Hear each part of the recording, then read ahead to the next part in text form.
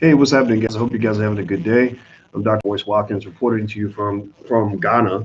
I hope you guys are doing well. It's so good to see you guys. I'm going to keep this pretty short because I want to actually do some quick analysis on a couple of things that hopefully will help give you some insights into some important topics. Yesterday, I did a video with Nomalanga Mushali Moses. Nomalanga lives down in Botswana. And Nomalanga and I were kind of breaking down some of what 50 Cent, the rapper 50 Cent, said about Oprah Winfrey. I don't know if you guys followed that. Give me a yes or no in the chat if you heard what 50 Cent said about Oprah in terms of her going after black men and pretty much kind of ignoring all the white guys that are doing things that are worse than what the black guys have been accused of. Give me a yes or no if you've seen that. What's up, Dave Anderson, Michael Jacobs? How are you? Hey, Asha Castle, very good to see you too. Um, uh, yes or no? Okay, did you guys see that? I see. Okay, Kai says yes. Sweet D, hello, good morning. Hello, Ivies. Hello, Mia, Angelique, Hamp 22. Everybody. Okay, good to see you guys. Yeah. So basically, 50 Cent kind of called out Oprah and sort of was like, why are you really going after the black men so much? Why are the brothers the ones that are in your crosshairs when it comes to, you doing these documentaries to expose people? One of the interesting things about exposing people is that you are creating this moral high ground that you've now claimed, which requires you to be willing to expose everybody, right? If I go down the street and I say, I'm exposing all the people in the community who are stealing candy bars at the local store. And somebody says, well, your brother stole a candy bar too. And I say, well, I don't want to talk about that. Well, that's going to undermine my credibility, right? So if I'm running around and I'm like, you stole a candy bar, you stole a candy bar, you stole a candy bar. And then somebody says, well, your brother and your uncle stole candy bars too. And I say, well, me speaking no English, me speaking that ain't my business. That ain't my business. That ain't my business. Right. So that's kind of what Oprah's been kind of doing, which is really undermining the credibility of her as a brand, as a human being, but also undermining the credibility of what I think are legitimate, important topics that need to be discussed. Right. Like we need to discuss what's going on with our young children, right? With young girls, trafficking, things like that. Like this is real. All the kidnapping of the young women, this is real. This is bad. This is, I got girls in my house and I'm training them on how to scream and how to fight and how to run to make sure that, what? I think somebody knocked at my door. Damn, they're gonna keep on knocking. So hit the thumbs up button while I go answer the door and tell them to go away. Hold on, right quick, right quick. Hi. Oh, I don't need this. Thank you. All right. I'm back now. And don't y'all be making fun of my slippers with my socks on. I heard that only old men wear slippers with socks or something, or flip flops with socks. Anyway, hey, what's up, Vicky Diller? Good to see you guys. Right? Good to see you, not guys, Vicky and a guy, but good to see you, Vicky, and Ramona Blake and Tori or Tony Smith. I appreciate you. Okay, so let's go back here. So here's the thing, so give me a yes or no if you are aware of all the kidnappings that are happening with a lot of our young girls in the trafficking issue. All right, yes or no? Yes or no? Have you been made aware? Have you read about it? Have you heard about it? Have you thought about it? Are you concerned about it? Give me a yes or no if this is something that you feel we need to address as a community. Yes or no? Right? I'm going to say yes because I am deeply concerned about that. Right? I'm going to say yes because if you go back in time, I was always concerned, even when with things like the R. Kelly stuff. When R. Kelly first was exposed, actually many years ago, and they really exposed him about maybe 17 years ago, right after Aaliyah. It's just the black community wasn't listening. R. Kelly's unfortunate behavior was, it was out there. And here's the thing about it that's interesting. And I told you guys, this is the platform for intelligent black people. We don't do buffoonery and stupidity or sheep-like behavior here. We do analysis and we try to break things down. Here's the thing, when you think about an R. Kelly, guys like R. Kelly have lots of friends when they're popular, right? Guys like R. Kelly have lots of friends when they're popular. I remember when Antoine Walker, the NBA player, went to play for whatever team he played for. He's from Chicago. He graduated. He went. Well, he didn't graduate. Sorry, he went to the University of Kentucky when I was there. And I remember one of my friends telling these millionaire stories and saying, "Oh yeah, well after the game, Antoine and will get together with Michael Jordan, and they go to R. Kelly's house to play basketball." Right? I remember that story. And so the fascinating thing about celebrities is that there is a contagion. What we call in economics, we call this a contagion effect, where there is a connection. Now, same way, if I sneeze and I can make you sick, right? Or like when they say, if you want to know how rich you're going to be, just look at your 5 best friends, and that's going to tell you if you're going to be rich or broke. If you got 5 broke friends, then you probably going to be the 6th. If your 5 best friends are broke, then there's a good chance you'll be the 6th, because there's a contagion, there's a connection. It's what almost like a peer pressure, right? So with celebrities, there's a contagion, there's a connection. A lot of them know each other. And so when R. Kelly was popping and popular, a lot of people hung out with him. A lot of people were glad to be around him. When Bill Cosby was popular, a lot of people, including many of his alleged victims, were clamoring all over him and running around and grabbing him by the leg and blowing up his phone and bragging to their friends that they knew him. And then suddenly, when the person gets isolated or when something bad happens, they want to act like they never knew the person. And I think that's a little bit interesting. And I think it works, actually, because people don't really look at history. They don't really connect the dots that way. We have a stupid society. I'm just going to tell you the truth. We have a very dumb society where we just kind of look at what's in front of us right there. We don't look at what's in front of us and what's over here and what's over there and what's back here and what we see versus what we don't see, the knowns, the unknowns, and the unknown unknowns that actually come to shape the entirety of what you're observing. So why is that important? Why do I make that stupid, ridiculous sounding point just now? It's because when you look at Oprah, you can't look at Oprah in a vacuum, right? When you look at Oprah and what's going on with her seeming obsession with a dead man named Michael Jackson. Again, think about this. They go after, they put so much effort into going after, trying to destroy Bill Cosby, and he's 80 something years old. He ain't trying to, ladies, for real. I mean, do you really think, are you really scared of an 80-something-year-old man? You really think he's got some equipment that, he's got that power driver going where he might do? I'm not saying that it's not. I'm not belittling all of this. I'm just saying he's 82 years old. If you're gonna go after, if you're looking for a predator, it seems like you look for somebody that's young, that's really can do some damage to somebody, right? 80-something years old. He ain't hurt nobody, right? Then Michael Jackson, he's a dead man. He's gone. Just it's over. Whatever crime you thought you were going to prevent, you can't prevent that crime anymore. So when you're exposing a dead man, and because you think you're protecting victims, but you're ignoring the predators who are alive and well, living in Hollywood right now, something wrong with you, Oprah. Seriously, I mean, something's wrong with that. I mean, you just convicted a dead man in the court of public opinion who was actually found innocent by the FBI. I mean, I didn't know about the FBI investigation. So there's a lot of evidence to say that Michael didn't do anything, even though it was a little weird. I did the whole, I'm going to tell you too, if I ever tell you that I am sleeping in the bed with other people's children, I need y'all to really make sure y'all need to come to my house and kidnap me and commit me to an insane asylum at that point, because I need therapy at that point, because that's just not normal, right? So Michael did a lot of things that were abnormal, and they were investigated. He was found to be innocent. End of story. No more discussion at that point. But yet you dig up his dead body. Now this is your friend. Now think about this. How many of you would seriously do this? Really? How many of you would wait till somebody, one of your friends dies, and years later go dig up their dead body so that you can publicly speak on dirt that they might have done while they were living? How many of you, yes or no? Yes or no? Give me a yes or no if you would do that to one of your friends that died. Because remember, Michael Jackson was Oprah's friend. He helped her out. He was on her little show and everything. He gave her props. He helped her to elevate her brand.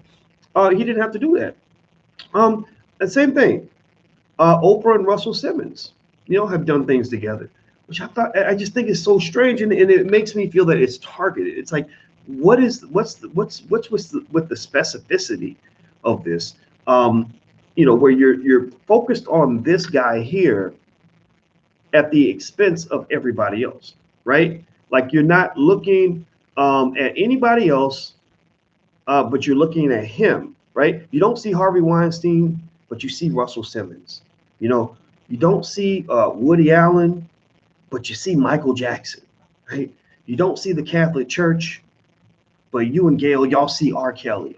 I'm not saying that these, and here's the problem. Here's another issue with this, right? Um, when you are doing this and the black community ain't stupid. I think here's the thing. I really think that they've always been used to black people just being kind of dumb and kind of going along with whatever some celebrity tells them, right? And you still got some dumb people in the community. You got some people that just aren't critical thinkers, who don't process things, who are gonna fall for whatever okey doke somebody feeds to them, right? They watch media, they sit there in front of the TV all day, and whatever somebody says on BET, that becomes the gospel. And I can't help people like that. People like that don't come to our channel because they're probably at a Cardi B concert or something, or maybe they think Lizzo is like an American hero or something because she likes to show her booty in public, right? Which is a whole nother conversation, right? So I'm not really talking to those people, but I think that the critical thinkers are kind of looking at this and getting furious about this, like getting annoyed by this. They're really irritated, and I think it's unfortunate because because if you go back 3 or 4 years, I didn't have a lot of negative things to say about Oprah. 3 or 4 years ago, I said more good than I said bad. 3 or 4 years ago, I actually gave Oprah props for the fact that she handled her critics so well. She just kind of kept the high ground and did her thing and it followed her purpose, and I admired that. I respected that actually. But when you're going, when you're sort of on these false crusades to allegedly protect victims, but you're not protecting victims, you're actually victimizing people. You're actually picking people out and engaging in this very weird targeted hit jobs to the exclusion of everything else. That honestly makes you look a little bit fraudulent. And so why do I bring up Tyler Perry and Michelle Obama, as well as pretty much almost every other black celebrity that's out there? You could really throw everybody in there. I mean, from Jamie Foxx to anybody else. Well, these are all friends of Oprah. All these people are friends. All these people, all these celebrities, they kick it. They all go through Oprah. Oprah is not a queen. Oprah is a queen and king maker. She's not just a king or a queen. She's a king or queen maker, because being on her show elevated your brand.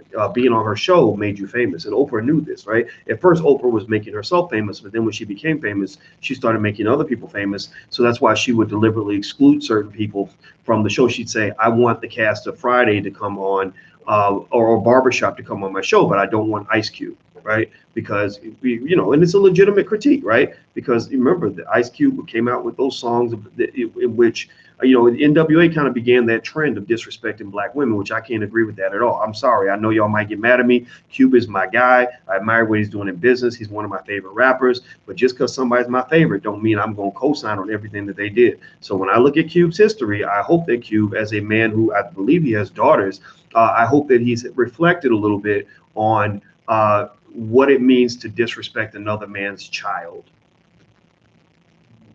Sister, like, what does that mean when you're disrespecting another man's daughter? And how do we connect that mindset to the fact that so many of our little girls are being kidnapped and made to disappear into the trafficking trade? Like, we must deal with that. T.I., another one of my favorite rappers of all time. I just saw T.I. the other day. We were over here in Ghana. Cardi B's across town too. It was kind of a weird thing, right? So we're over here in Accra, Ghana, saw T.I., gave him, say, hey, what's up? We talked for a minute, whatever. And I respect him, my favorite rapper of all time. I actually think he's as good as Tupac. I know some of y'all think it's sacrilegious, but I don't care because I got my own opinion. I'm going to stick to it. But look, I'm going to tell you, I know T.I.'s lyrics extremely well. And I know that his lyrical content has not always been respectful to women. And so years later, this same man who has spent many, many years chopping down black women in every way imaginable is suddenly, publicly proclaiming, I don't know if he meant it or not, that he would check his daughter's hymen to make sure that she's pure. And so so there's a contradiction there that we must face as black men. There are issues that we have as African American men where we have not learned that the way you treat your women determines the strength of your community. You can evaluate your black people based on how we treat our women, and we do not treat our women very well. So the point is, at the end of the day, there is a lot to be said about the protection of women in our community. And the reason I'm challenging Oprah on some of what she's saying right now is that by sort of living under the smoke screen of protecting young women, by engaging in these strategic and specific attacks on individuals that she has a beef with, you're actually not protecting Black women and putting them in harm's way, because you're killing your credibility with the Black community, because nobody believes you anymore. Give me a yes or no. Yes or no. In your mind, have Oprah's actions over the last 2 years reduced her credibility to you? Over the last 2 years, has Oprah's behavior and actions reduced your credibility? When she comes and says something, are you less likely to believe it now because of what you've seen? Give me a yes or no. Answer me. Come on, answer me in the chat. Answer me in the chat. I want to see how many yeses are there. I see JoJo says yes. JM says yes. Twan says yes. Quay says yes. Summer says yes. Right. And here's the problem with the credibility, with her loss of credibility. Oprah has a very powerful platform. Oprah is a very smart woman. Oprah has a legitimate gripe with the way Black women and women in general are treated in the world, right? But now, when you come out and you say, "Oh, there's a predator here. We're going to expose this predator," everybody gonna be like, "Oh, that's just Oprah. Oprah's on that old BS. She up here, attacking this Black man. Why are you gonna take down the Black man, right?" And here's the problem. I know I've seen a lot of celebrities, and some of these celebrities really do some of that shit that they're talking about. Some of these celebrities really do want to take your daughter in the back room and do horrible things to her. Like they really do these things. Like, the hip hop music industry, entertainment is full of people that have done some of the most dastardly things to women that you can imagine. But because y'all know Oprah's on some bullshit, you get to the point where you're going to end up defending the predators more than you defending the little girls. So my point is to say, we got to have some balance here. So here's my view, and I want to give Vicky Dillard actually credit for stimulating this thought in my mind. She's the first one to actually mention Tyler Perry and Michelle Obama in a tweet. She put up on a tweet, her Vicky X Dillard. That's what you got to look her up. Everybody should follow Vicky X Dillard. And I apologize, I should have mentioned that in the beginning, that Vicky stimulated this thought. This is not my own original idea. I've had my own perspective on it, but Vicky actually made me say, yeah, that's right. Michelle, Tyler, y'all need to sit her ass down. Seriously, I know it's hard to do. I know y'all scared. I know everybody want to, y'all want to be on code and not critique each other, and that's fine. It ain't even got to be public. But whoever has got her ear needs to sit her down and let her know that the Black community, that the memo is out, and that Black people know that she's on some bullshit, and that y'all might not think I'm shit. I ain't Oprah. I don't have that power. I'm just a Negro talking shit on the internet. I guess that's all I am. But guess what? 1 million Black people a week watch my podcast. We see the analytics. Guess what, Oprah? I'm a scientist, and I analyze data on my audience every day. So and guess what, Oprah? I've taken polls of Black people, and I've seen that if this was an election, you would lose by a landslide. So you're losing your people. Your base is gone. I mean, and maybe you got enough Beckys out there that'll keep on paying your bills, but your legacy in your own community is being shot and buried because you somehow have this weird, undiagnosed trauma that you're releasing in almost a predatory way on Black people who make you mad. You know what it reminds me of? Let me tell you what it reminds me of. It reminds me, I don't know if you guys know that Michael Jordan, for a long time, I felt like Michael Jordan was a super prick. I really did. I still wonder. I never met Michael. I've met the president and CEO of the Jordan brand, and I like those guys a lot. Those are really nice brothers, good brothers over there. Larry Miller and all those guys. I hung out with them, and they know Mike, and they kind of calmed me down and said Mike ain't so bad. And I don't know. I never met the guy, but I'm gonna assume he's not as bad as I think. But I always thought Michael Jordan was a prick. I really did.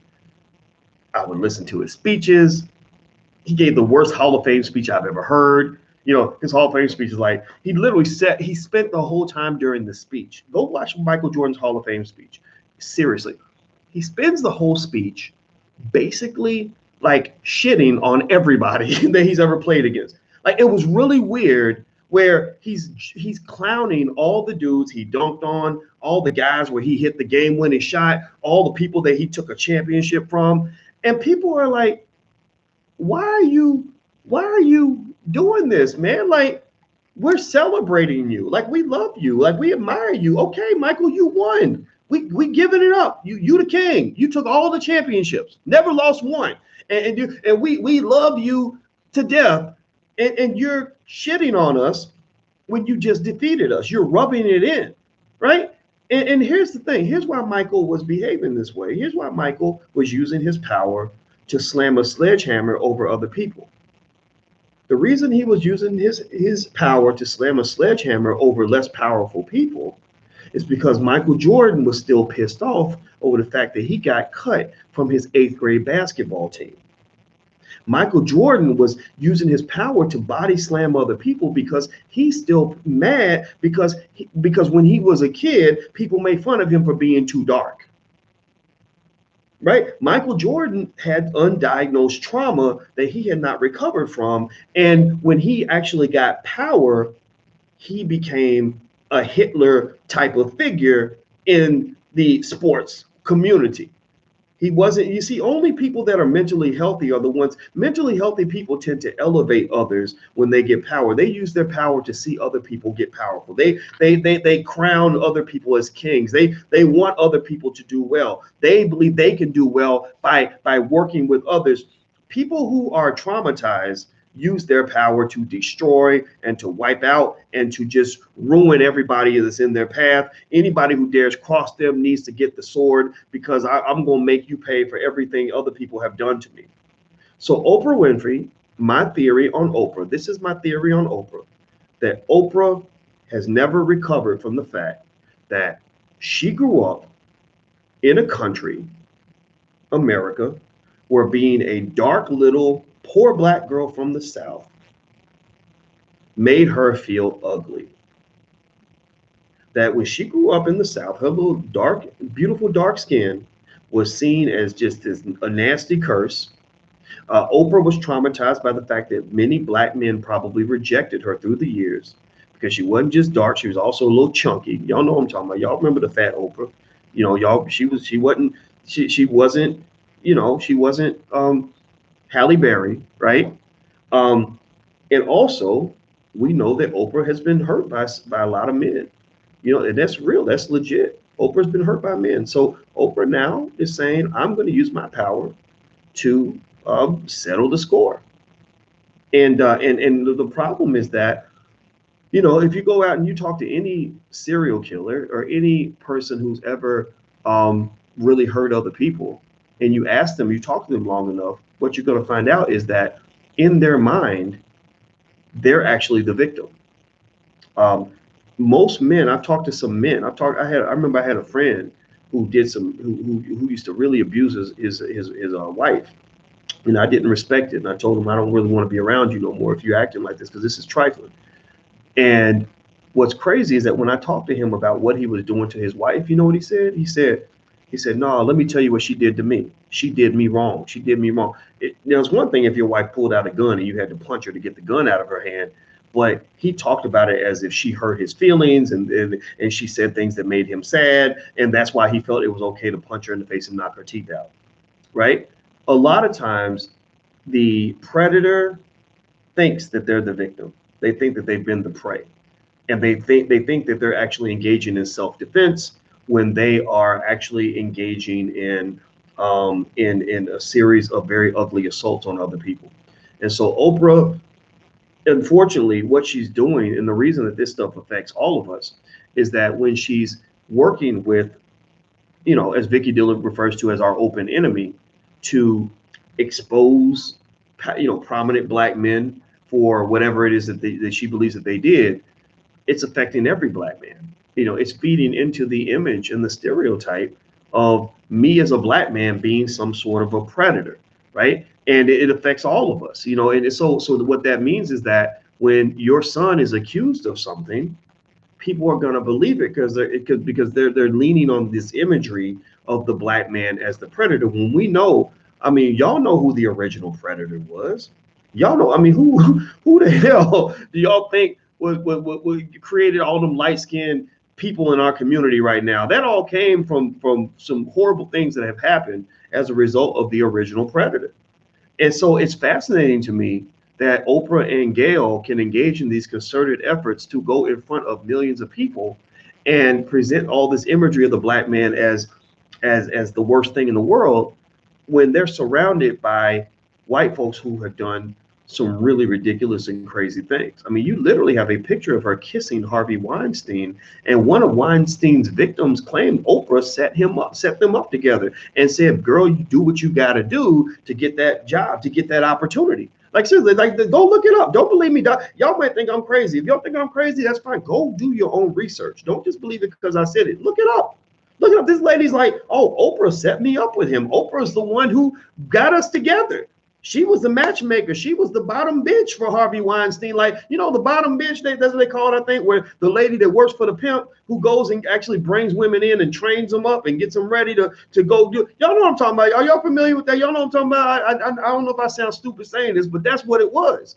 So I'm just sitting there trying to figure out what is happening, what is going on. It just doesn't add up. It doesn't make any sense. And I know Oprah will never listen to me. She will probably never listen to you. She will probably never listen to the black community. So maybe she'll listen to other prominent Negroes. Maybe she'll listen to Michelle Obama. Maybe she'll listen to Tyler Perry. Maybe she'll listen to a Jamie Foxx or a Will Smith or something like that. But I think they need to get together and do an intervention, like for real. Like, I really think that they need to get together and talk to her about what she's doing, how this affects the community, and also get her some help. If she has not gotten therapy, I know she does all these weird. In fact, another theory I have on Oprah is that the reason she does all these weird religions and stuff is because she still has that trauma and she's trying to work through it, right? And I don't think she hasn't fully recovered. In fact, I think that's why she never got married. You really don't. I mean, yeah, Stedman has technically been her boyfriend, but come on now, for real, y'all really believe that Stedman is like her man, or you think it's a little more complex than that? I'll just say that, right? So she shows a lot of these interesting symptoms of somebody who just hasn't overcome her shit.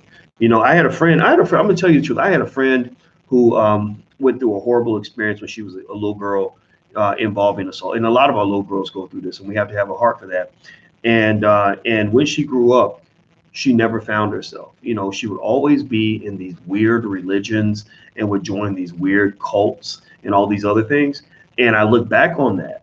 I knew her when I was much younger, and I look back on that and I say, I think the reason that she was jumping from religion to religion and thing to thing is because she was trying to overcome the pain that came from whatever she went through as a child. So I think that's why you hear Oprah talking about these weird religions, and I don't know if she's in Scientology or whatever it is, but just stuff that where people are like, what are you talking about? Like, this is crazy. So that's it. That's my thought on Oprah. I'm sharing this not because I can give a damn what Oprah thinks about me. She can hate me forever. I don't really care. I say it because I give a damn about us. It's like, man, this is not cool. And I think in general, it also tells us we know all what they say all skin folk and kin folk or something like that, right? Having the same color of skin does not mean that we are on the same page, and we're definitely not on the same page. And also, white supremacy tends to work best when it's operated through a person with a black face. Dr. Claude Anderson, that comes on Powernomics Thursdays, has actually regularly talked about the fact that on plantations, they used to get black slaves to beat the slaves. The master wouldn't actually do it on a lot of plantations. They would actually get a black person to do it because it's just more effective that way. It's easier that way, right? You're more detached, right? You don't get the blame and the responsibility. And so when I'm in Ghana, and I look at some of the history of some of the horrible things that have happened in Africa, like, for example, in Nigeria, where a great activist by the name of Ken Saro-Wiwa was killed in the 1990s because he interfered with Dutch Shell Oil's ability to come and extract oil out of the country because, Nigeria has a lot of poverty, but they have a lot of oil, which doesn't make any sense, right? When that happened, Dutch Shell didn't do it. White people didn't do it. They didn't come and go get him. They put pressure on the government, and the government sent soldiers to go get him. Right. So a lot of times that's where that's kind of what happens a lot of times with with our people. We kind of end up sort of being we actually operationalize whatever the master plan happens to be. We're the ones who actually implement that plan. When Malcolm X was shot, the person that pulled that trigger was a black person, but we know the history of that. In fact, actually, by the way, guys, I actually hit up Nuri Muhammad. I want you guys to know about this. I hit up Nuri Muhammad, who I love so much. I respect him so much, from the Nation of Islam. Nuri is going to come on the channel, and we're going to talk about who killed Malcolm X. And the reason that that's an important conversation is because there's a show called Godfather of Harlem, which is a great show. Me and Alicia have been watching it, and it really focuses on three major characters: Adam Clayton Powell, Bumpy Johnson, and Malcolm X, and all of them kind of doing things in Harlem in the 1960s, I believe. And I believe that it kind of led to Joe Budden asking, who killed Malcolm X, and Nuri Muhammad came in and gave an extraordinary breakdown. I mean, but that's what the Nation of Islam is. I mean, if that's like black excellence for real. Like that's why they're actually going to do the security of my wedding and everything else, because I just feel like that's such an extraordinary institution in our community. I have so much respect. But anyway, I hit up Nuri and I asked him, I said, would you mind coming on my channel and breaking that down for people so that they can hear the evidence, hear the information, and kind of make their own decision? And he agreed to do that. So in about maybe a week or less, I don't know the exact date, but Nuri's going to come on the channel and he's going to break down, the whole killing of Malcolm X and how that worked, so you can kind of understand how people operate when they're trying to control you. Okay. So anyway, that's it, guys. I'm out of here. I'm about to bounce. So I hope that this was helpful information. I hope I wasn't talking too much crazy shit, but y'all know I make enough enemies by running my mouth. So I'm glad that y'all are my friends. And if I ever piss you off with something that I say, just chalk it up to the fact that I might be wrong, and I love you anyway. And I hope that we can say what we got to say and disagree and still be loved, because ain't none of us perfect up in this mug. So we just trying to do our best. So take care, guys. I'm about to bounce. I'm in Ghana right now. I fly home in a couple of days, and I'm gonna tell you, this trip has been awesome. And anybody who's telling you that you shouldn't be in Africa, Africa's bad and all this other stuff, man, you need to just ask them one basic question. Just say, how often have you been to Africa? When's the last time you went? How many African countries have you visited? And I guarantee you that 9 times out of 10, any black person who's telling you that Africa's bad ain't never been to Africa. So, that's like if your heart surgeon tells you that you shouldn't get the surgery, or sorry, if somebody tells you shouldn't get the heart surgery and they ain't never been to medical school, then you will use a fool for taking medical advice from somebody who ain't never studied medicine. So you are a fool if you take Africa advice from somebody who ain't never been to Africa. And that's just what I'm gonna say about that, because I love it over here, and I'm still African American. I still claim everything I have back at home. But you know what? Africa's part of my power base, and I'm plugging into that sucker on every level. There's so much love here, man. It's extraordinary. I'm super excited about it. So anyway, I'm out of here, guys. Hit the thumbs up button, hit the share button, hit the subscribe button. Also, Christmas is coming, and the best, financial literacy is a great gift to give your children. It's going to last forever. We have a great program for kids called Black Millionaires of Tomorrow. Your kids will love it, and they will also have a financial literacy level that exceeds the average college-educated adult. They're self-study exams. Just make sure they pass the exams and print out their certificate when they're done. They can put it on their wall. It'll boost their self-esteem. Also, you're going to see these kids becoming millionaires. I actually get emails from kids that are investing in stocks, things like that, and actually their parents tell me that they're actually literally making money. One little girl actually, let me just tell you a quick story. There was a mom who said that her kids, she told her 3 kids, about the program, and said, if you go through the program, I'll give you $500 to invest. Her oldest child, the 16-year-old, didn't do it. The 11-year-old did do it. And the 7-year-old was too young. They wasn't interested. Well, the 11-year-old went ahead and did it, got their money, and invested the money. Her name is Constance Carter. That's the mother's name. And I believe it was Constance who told me this story. And so the little girl starts investing, and somehow this girl grew the money into like $8,000. It was some ridiculous amount of money. And the mother was like, or everybody was like, how did the 11-year-old have $8,000 in the bank? And the 16-year-old's like, she stopped texting, like, what? Like, how did you get all that money? Right. So then after that, all the kids wanted to do it.